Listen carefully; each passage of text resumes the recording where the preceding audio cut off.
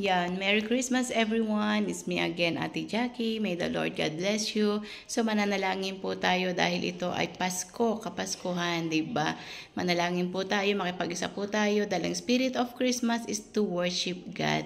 At nawa ang pagpapala ng Panginoon ay sumainyong lahat, especially the Shalom Shalom, the peace of God. So makipag-isa po kayo sa panalangin. Dakilang Diyos, salamat po sa oras na ito. Salamat Panginoon at lagi kang nandyan. Salamat Panginoong Diyos dahil pinaproteksyonan mo ang bawat isa. Ang aming dalangin, Panginoon, sa Paskong ito na magkaroon po ng tunay na diwa ng Pasko ay ang pasasalamat sa iyo, O Lord God. Ay ang magpuri sa iyo sa Espiritu at katotohanan, ang bigyan ka, Panginoon, ng kaluwalhati, O Lord God. At syempre, Panginoon, maalala namin ang kapanganakan mo sa sabsaban, O Lord God, na binigyan mo ng buhay na walang hanggan ang sino mang sumampalataya, tumanggap sa iyo at magsisi sa kanilang mga kasalanan. Nawa Panginoon na marami, O Lord God, ang tumanggap sa iyo at marami, Panginoon, ganun din ang pagpapala sa buhay nila, O Lord God.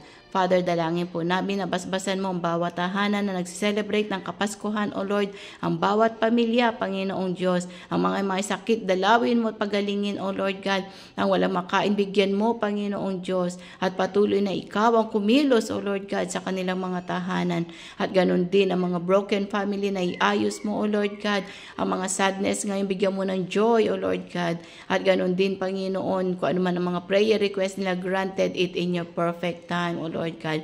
We are happy, O Lord God, dahil nandyan ka na sabi mo lang, call unto me and I will answer you, O Lord God. Salamat, Panginoon. At muli, O Lord God, ito po amin nihiling sa matamis na pangalan po ni Jesus. Amen and amen.